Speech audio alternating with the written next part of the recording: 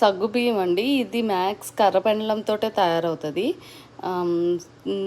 దీంట్లో high calorie content ఉంటది. So, మనకి తొందరగా ఫిల్లింగ్ అనిపిస్తది. ఫాస్టింగ్ అయిన వెంటనే చాలామంది హ్మ్, ఫా వ్రత్ ఫాస్టింగ్ తర్వాత వ్రత ఫాస్ట్ అయిన తర్వాత తినడానికి ఎక్కువ ఇదే వాడతారు. ఎందుకంటే తొందరగా ఇది హై క్యాలరీ కదా! సో, మనకి ఈ స్టార్చీ ఫుడ్ కూడా. సో, తొందరగా మనకి క్యాలరీస్ ఎనర్జీ వెళ్తది అనేసి అంటే షుగర్ స్పైక్ వెంటనే అవుతది. సో, డయాబెటిస్ వాళ్ళు చాలా జాగ్రత్తగా తినాలి ఇవి. సో, ఎప్పుడైనా ఫాస్టింగ్ అయినప్పుడు ఓకే. చాలామంది సేమియాలో వేసుకుంటారు. సగ్గుబియ్యం జావ తాగుతారు ఎండాకాలం గానీ, జ్వరం వచ్చినప్పుడు గానీ, ఒంట్లో వేడి తగ్గిచ్చిద్ది అంటారు. కానీ ఎక్కువ starchy and high calorie content.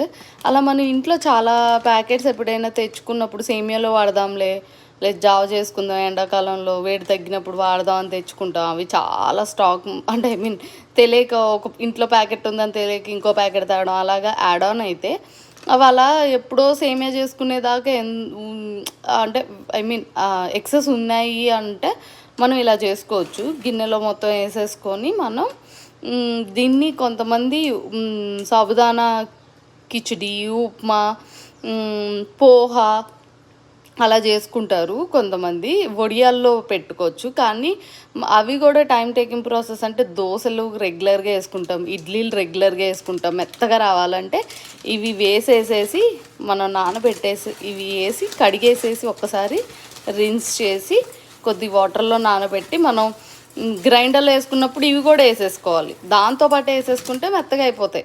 మళ్ళీ సెపరేట్గా ఏం అవసరం లేదు. మినపప్పు వేసినప్పుడే గ్రైండర్లో ఇది కూడా వేసేసాం అనుకోండి మెత్తగా గ్రైండ్ అయిపోద్ది అనమాట.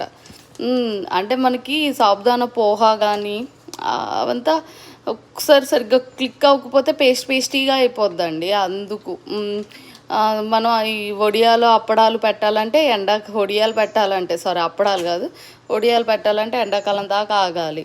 ఇంకా అది కాకుండా సేమియాలు సబ్జాలో కొంతమంది వేసుకుంటారు.